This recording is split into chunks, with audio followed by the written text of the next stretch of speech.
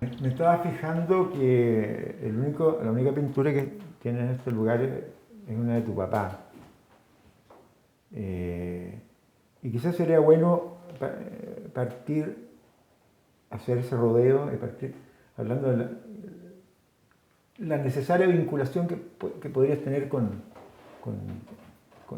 con el trabajo de tu papá o con la figura de tu papá, la figura como pintor, ¿no?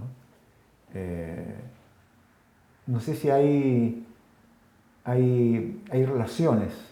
Yo creo que sí, porque cuando estábamos viendo delante otra pintura nueva, en la cual había una escena, una pequeña acción, tú dijiste que lo que te interesaba era el celeste que tenía encima, Sí, que era una forma también cerrada, terminada, más que la acción misma que se estaba representando o mostrando.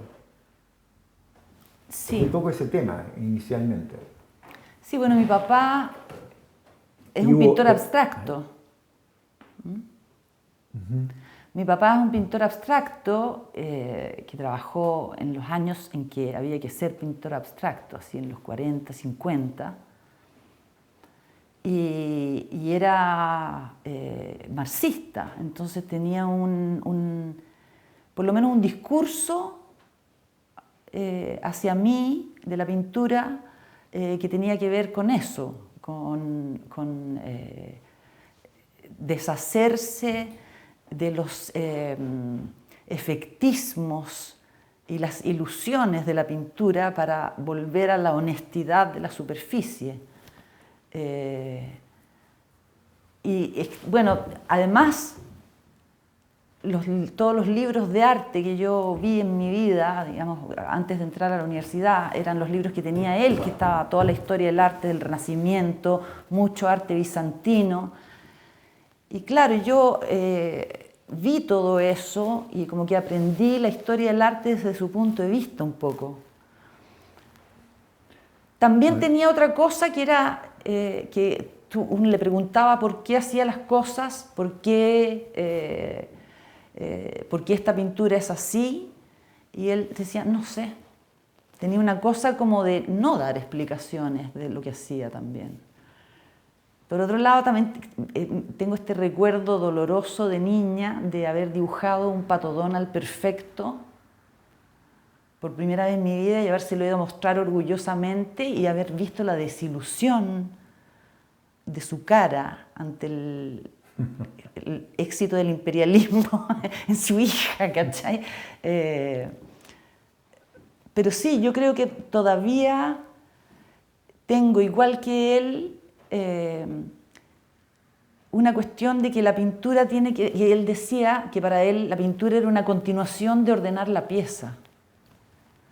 Entonces también yo creo que de alguna manera empecé componiendo con una forma como de banderas eh, y tratando el paisaje de alguna manera como si fuera una bandera y haciendo estas preparaciones que son abstractas, que van por debajo y que ayudan a transformar ese paisaje en una especie de emblema. Entonces yo creo que por ahí puede ir la relación. Tus padres en general pertenecían a un círculo o sea, había mucho pintor, mucho artista que circulaba por tu casa. ¿Tú crees que eso te granjeó de alguna manera tu camino futuro, que te lo facilitó, que te lo hizo natural, Sí, yo creo que esta familiaridad? me lo hizo natural. Eh, Me lo hizo natural, aunque yo no tengo la sensación de que mi casa haya sido una cuestión bullente, ¿ah? Porque como estaba la dictadura era una cosa un poco con la ampolleta ochentera y la estufa parafina, ¿cachai? Pero sí, tal vez siento a veces que me impidió que yo tuviera... Fue una cosa muy infantil siempre en mí, muy de niña. Entonces creo que este ambiente también hace imposible que, que yo piense en mi pintura como una cuestión profesional, de alguna manera. No sé cómo, si se entiende lo que estoy diciendo. Nunca la he podido ver como una carrera, sino tengo unas cosas que tengo que hacer. Ese es Entonces, ¿No será parte de esa misma profesión de la honestidad? Porque en verdad, digamos, el profesionalismo en vinculación con el arte es un tema discutible, digamos, es un tema complicado. sí. Porque el Porque profesionalismo implica que hay exige cuestiones no artísticas también. Y porque cuando uno dice que una cuestión es profesional, ya está diciendo cómo tiene que ser. Entonces, exacto. Y en el arte no se sabe. no se sabe. No se sabe todo. Quiero decir, se saben algunas cosas y otras no. Y también uno hace una obra y uno no tiene idea si va a volver a hacer otra. O sea, ¿cuáles son las garantías de que por qué habría de aparecer otra cosa? Entonces, es como el progreso también es raro. Es muy raro, sí. Bueno, por eso lo de Duchamp, esa propuesta de Duchamp de que el artista viviera de otra cosa, de otro trabajo, para conservar la libertad de hacer un giro en su obra o dejar de hacerla, o dejar Claro, de sí, abandonarla. de abandonarla. Sí. Es una posibilidad. Entonces es muy extraña la dinámica la dinámica del arte, digamos, día a día. Sí, la disciplina. La disciplina, aquellos compromisos que también se asumen en nombre de esa productividad. Exacto. Y que son ajenos, ¿no? Sí. Tú has hecho clases. Eso es un aspecto interesante que quería preguntar. Sí. Tu experiencia con las clases, ¿cómo han sido? ¿Han sido distintas a través del tiempo? Sí, y he aprendido mucho haciendo clases, porque especialmente, bueno, estaba hablando ahora con Manuel. ¿Qué Manuel? Vicuña. Ah. Sobre la enseñanza del arte y mi pasada por las universidades siempre tuve una intimidad dentro del taller con los alumnos en la cual uno podría como resguardarse de los deberes ser de la facultad. Pero hay una cuestión en las carreras de arte que tiene que ver con que tú tienes que decir si algo es bueno o malo, si está bien o está mal, si es para 5 o es para 7. Y eso es... No, eso no sé, yo no puedo hacer eso. O sea, desde haber salido de la universidad y haber empezado de hacer clase y haber empezado a hacer las tutorías acá, me he ido dando cuenta que si uno saca esa calificación, se puede hablar de otra manera del trabajo. Y entonces, como la pintura, a nosotros los pintores nos gusta la pintura, entonces nos gusta cualquier mancha de pintura sirve para decir algo. Entonces, se puede hablar de cualquier cosa. Se puede hablar de cualquier cosa y se puede, sin esta cuestión cuantitativa de más o menos, bien o mal, se puede precisar muy bien cómo uno mira y cómo uno puede leer las cosas, siendo abstractas o figurativas, da lo mismo, son los mismos elementos. Ahora, en la enseñanza de la pintura, específicamente en la Universidad de Chile, específicamente también,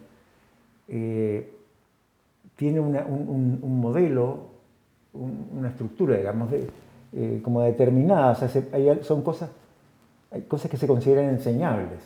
Claro. A diferencia, porque tú, te lo digo, de la enseñanza literaria, digamos, enseñar a escribir, no sé qué es lo que se puede enseñar, pero en la pintura había una tradición académica que permite enseñar ciertos procedimientos, ciertas reglas incluso, sí, de la pintura realista. ¿Cómo te lleva, cómo has asumido eso en tu vida? Eso es como una genética que tengo totalmente metida, que viene desde Juan Francisco González, pasando por la Universidad de Chile, Burkhardt.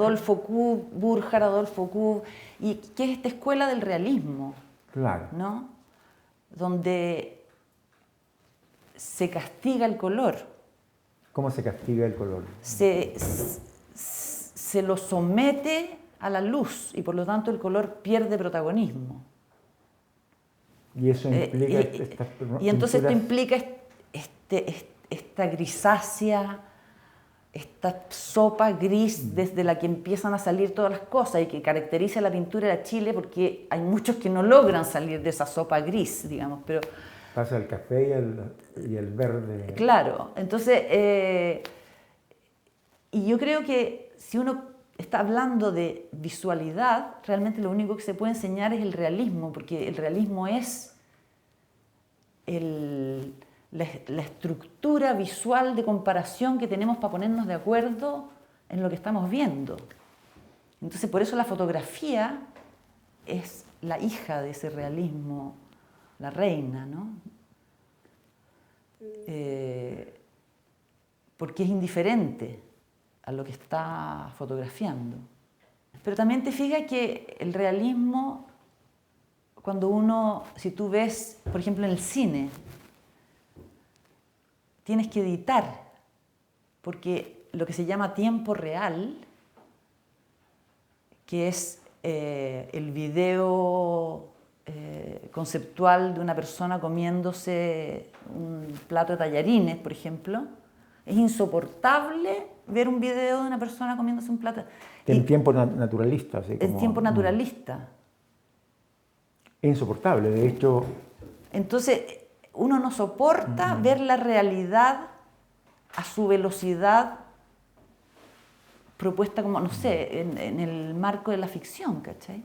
Como que no se deshace, pierde ese realismo y se transforma en una cuestión como casi alucinógena, ¿cachai? Ver una persona es como no podís, porque es el aburrimiento lo que...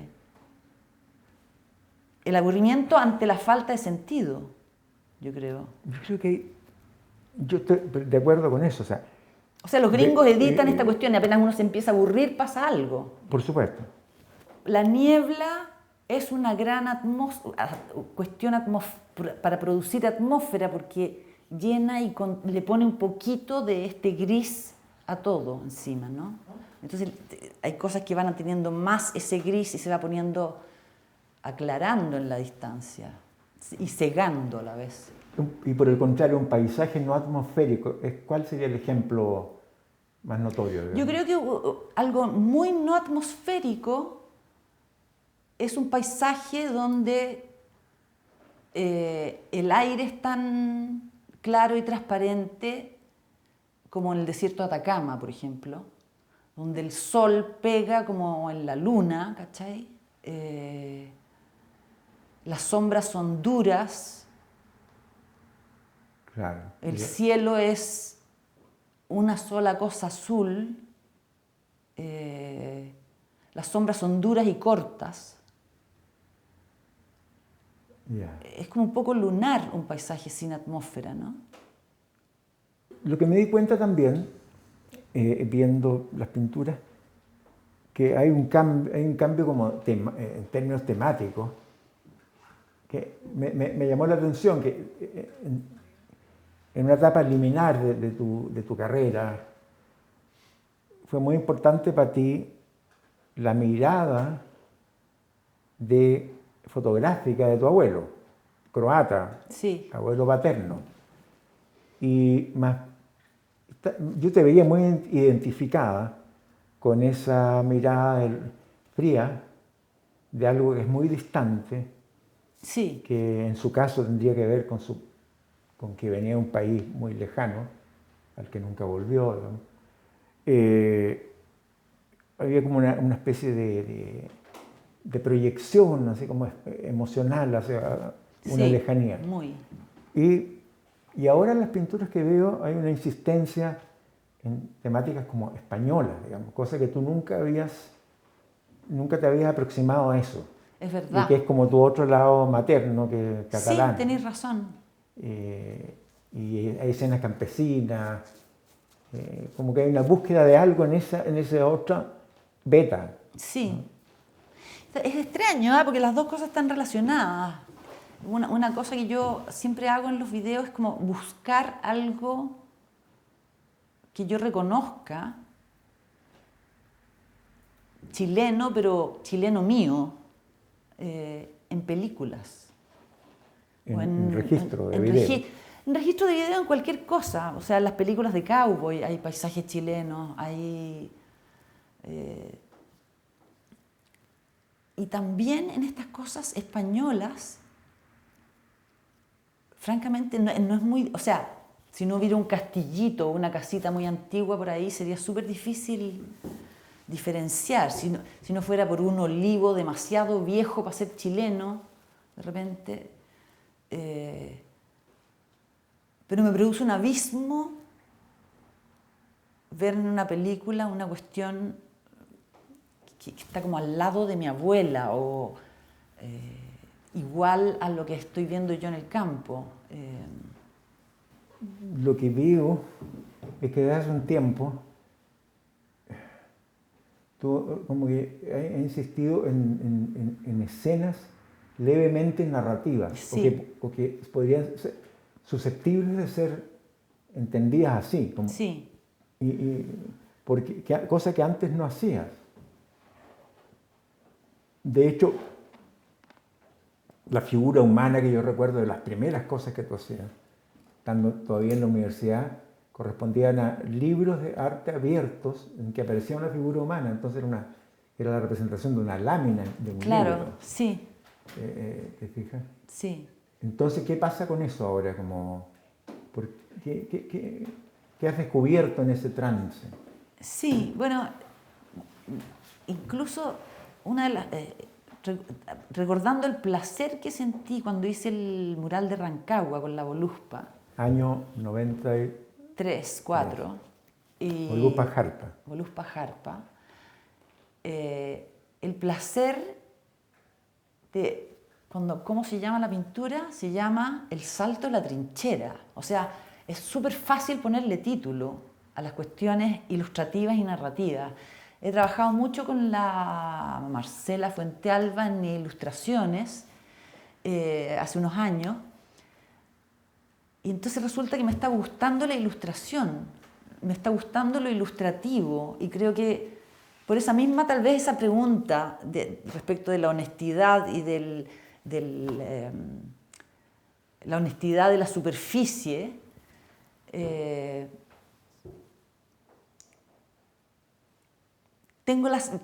quiero hacer estas pinturas contrario a los paisajes que yo hacía antes, estas pinturas que van a tener títulos cuenteros. Hay una cuestión como que yo creo que es anticuado ya, que un desprecio por lo ilustrativo en las pinturas. Que me enseñaron. Es un escrúpulo de las generaciones Sí, que me lo anteriores. enseñaron. Estoy como Claro. un poco deshaciendo mi formación en la Chile. Cuando tú empezaste, cuando ya ibas saliendo de la Escuela de Arte de las Chiles, Sí, el 89. el grupo que aún predominaba como en la escena cultural o escena pictórica chilena o visual, digamos, era más bien gente vinculada a la cuestión conceptual, digamos, ¿no? Sí, Había teóricos, artistas teóricos. sí, se estaban armando esos ejes. Se habían armado desde fines de los 70. Sí. Pero esa gente, en algún sentido, tú entraste ahí, digamos, de alguna manera. Como, no sé si como... Entré justo a la Chile, el 85, y yo creo que el 87 empezaron a volver unos profesores exiliados. Alberto Pérez, ¿cachai? Balmes volvió. Y se produjo esa cuestión, entonces empezaron a tratar de recontratarlos en la Chile y ahí se produjo una gran disputa. Disputa que tenía quienes como Que tenía, digamos, contrincantes. Gonzalo Díaz, por un lado, que defendía Justo Mellado, la Richard, Alberto Pérez, que volvió a hacer clases, Bruñoli, que quedó en la Chile, Alberto Pérez también. Todos esos profesores volvieron en ese momento. Y el establishment que había puesto la dictadura en la facultad se oponía, entre los cuales estaba Adolfo Kuhn, al ingreso de estos nuevos profesores, ¿cachai? Entonces, pero llegaron y fueron acogidos y se creó este taller de Gonzalo Díaz. Del cual tú fuiste ayudante. Del cual yo fui ayudante. O sea, Gonzalo siempre tenía un taller, pero se empezó a agrandar. Y claro, entonces se produjo este movimiento que si la pintura se hace tiene que ser inteligente. ¿Eso nació dónde, tú dices? En ese momento se empezó a constituir ese discurso, yo creo, sobre la pintura, porque el discurso anterior de la escena avanzada en los 70 era ajeno. Ahora hay que considerar que Gonzalo, al volver de Italia el 81, claro, volvió el 82. Traía una modalidad de pintura, digamos. Claro, exacto. Y que fue como... De Sandro Chia y todos esos pintores de la transvanguardia italiana. Exacto. Entonces, y fue como un hito en ese momento. Las pinturas proyectadas que mandaba a hacer Gonzalo, ¿no? También, sí, que yo le fui ayudante de él de pintura, o sea, ayudante de taller. Pero entonces, ¿cómo te sentías con esa? Porque hay un flujo ahí que viene de la enseñanza académica de la Chile y esta especie de petición o expectativa de pintura inteligente, digamos. Yo creo que más bien que revelarme la padecí, porque con mucho entusiasmo me mamé leí los libros que había que leer y recuerdo que lo que más me hacía sufrir es que me pedían que me hiciera cargo de los bordes, de las orillas, del marco, que me hiciera cargo de que lo que estaba mirando era una foto y no la realidad, cuando yo estaba trabajando con fotografía, que tenía que notarse que era una fotografía, que no podía pasar por alto que Cézanne ya había vuelto la pintura al plano y que las cosas que estaban atrás en realidad no están atrás. O sea que desde Cézanne no se podía pintar como se pintaba antes de Cézanne. Claro. No se podía pintar con la perspectiva. O no se podía pintar sin tener de algún modo en cuenta. Claro, claro. Y uno no sabía cómo tenerlo en cuenta, po. Era además muy joven. Uno era muy joven, sí. Y en ese esquema, ¿seguías tú absorbiendo una influencia fuerte de Kuhn? Porque de hecho... Sí, éramos amigos. Seguías yendo sí. al taller de Kuhn al comienzo de los 90. Claro. Seguías yendo a Cartagena. Sí.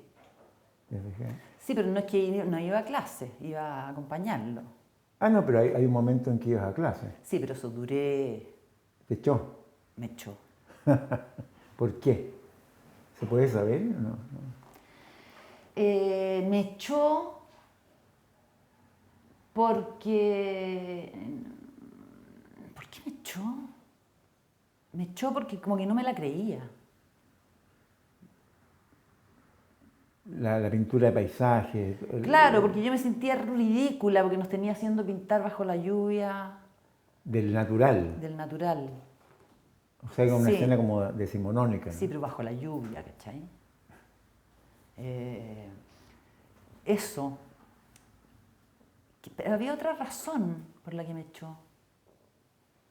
¿La bloqueaste? La bloqueé. Yeah.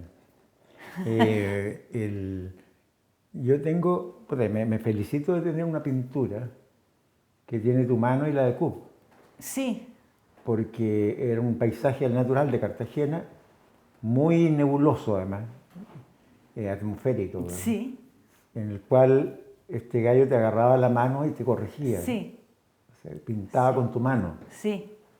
Puta, es un cuadro peculiar. Alguna vez me lo Por ejemplo, regalaste. esa manera de enseñar a pintar es muy prohibida. Pescarle la mano Sí. ¿Prohibida por quién? O sea, porque no le podéis faltar el respeto al autor, no podéis agarrarle la mano al pintor y movérsela a un Y si es el alumno. alumno, Claro, tiene que aprender. claro, pero tú no, ahora no podías hacer eso, ¿cachai? Es muy mal. Ahora y antes tampoco ¿Qué no te se puede pueden hacer eso. funar? No, no sé si te pueden funar, pero te puede, no podéis meter mano, ¿cachai?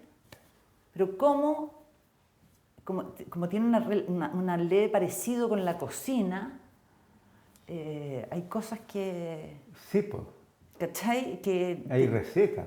hay- eso, En ese es en lo la otro. enseñanza del arte hay recetas. Pero te prohibían las recetas, había una cuestión contra las recetas, ¿cachai? Porque no puede que ser una solución sea una receta, porque implica que no reflexionaste, ¿cachai? Pero como cuando Montbazán ponía la El tela, encaje. el encaje, como una plantilla, Sí, pintaba. Era una receta, pero útil, que le servía claro. para Y, aquello. y la pintura está llena de recetas, llena, como la cocina. Bueno, nunca empasta una sombra. Frase de Adolfo Kupp. Claro, exacto. ¿Qué pasa si empastas una sombra? Que la sombra tiene cuerpo al empastarla. Ya, Y la sensación de profundidad se pierde. ya, perfecto.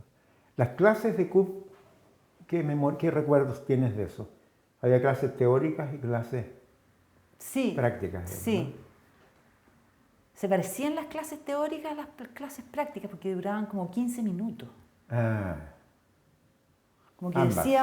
decía unas cosas geniales y, por ejemplo, una clase nos dictaba la genealogía de los Medici. Entonces saquen cuaderno y lápiz, anoten.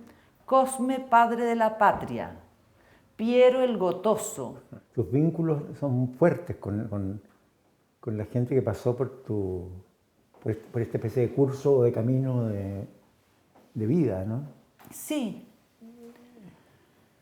Sí, y además que lo que iba a decir es que creo que yo como igual siento que estaba un poco fuera de la realidad, porque la escuela de la Chile estaba un poco fuera de la realidad y uno adentro estaba fuera de la realidad. Entonces como que yo vivía tratando de hacer esta pintura inteligente, ¿no?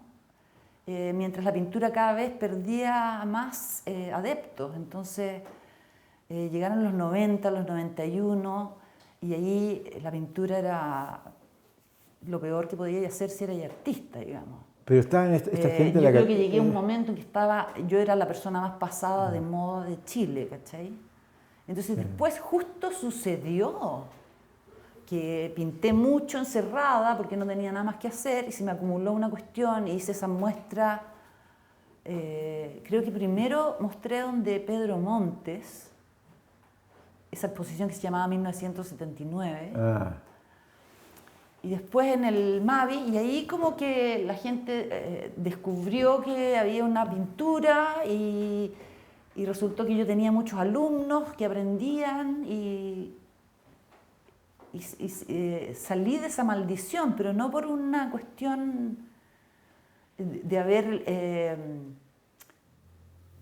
como logrado el éxito en esos términos, en los términos en que se propone el éxito ahora, ¿no? Como que no...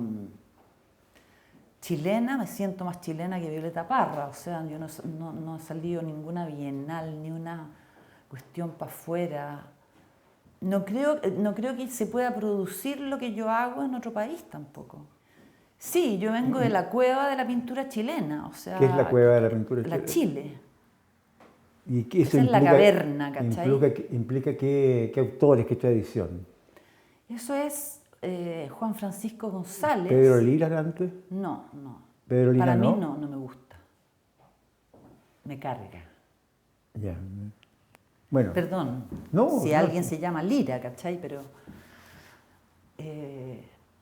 no, por ilustrativo. Ah, Sí, pero ¿por qué te estaba hablando? Juan Francisco González, Burckhardt, Adolfo Kuhn, esa es la línea de esa es la Bachelet. línea, sí. Y después vendría Gonzalo Díaz, no. No, Porque Gonzalo Díaz yo se creo sale. que vengo yo. Vienes tú. ¿Y qué pasa? Y No, Pablo Ferrer, estos pintores que conforman esta línea, según dices. son pocos y con obras pocas. ¿Y qué podría decir de ellos? ¿Qué sería la intersección, aquello que los define como eje? El realismo, la luz, porque, claro, o sea, entonces supongo que si en una novela es el tiempo, Ajá. Sí. en la pintura eso es representado por la luz. Lo que en la literatura yo creo que es el transcurso del tiempo.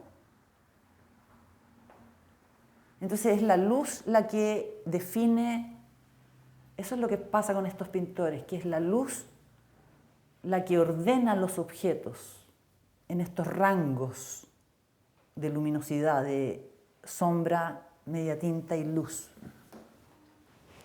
Y uno puede hablar de toda la realidad con esas tres cosas. Y hay otros pintores chilenos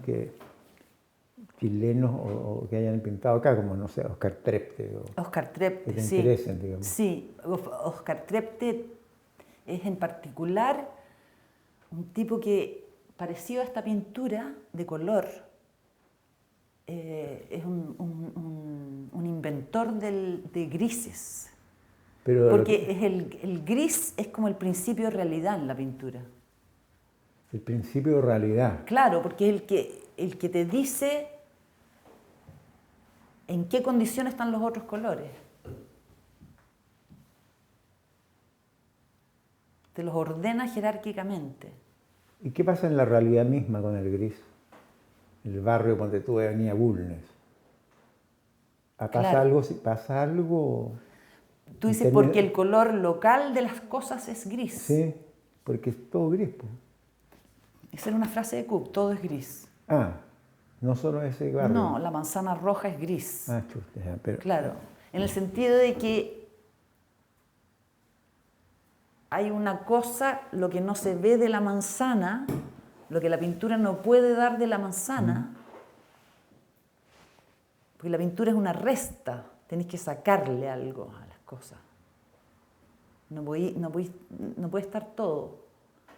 Entonces, es ese hueco el aire de hueco que ocupa la manzana, para que tú lo percibas, tienes que haber un gris.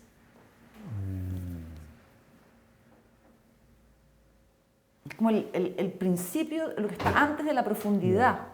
Pero estas ordenaciones se refieren solo a la pintura, o uno puede mirar la calle con ese criterio. Sí, pero hay que entrecerrar los ojos. Ah, ya. ¿Por qué entrecierran los ojos los pintores? Cuando uno entrecierra los ojos, se confunden las formas y se aclara, se te pone más... se te explica mejor el claroscuro. Para realmente ver cómo es la luminosidad de una cuestión, hay que entrecerrar los ojos. Y hay otro truco que es el de parpadear así, que también te permite ver otras cosas. Pero a mí me da nervio hacerlo porque... Pablo Ferrer usa ese truco. Es muy ridículo. Yo tengo esto arrugado porque de tanto hacer eso. No es por enojona, sino que por tratar de ver menos.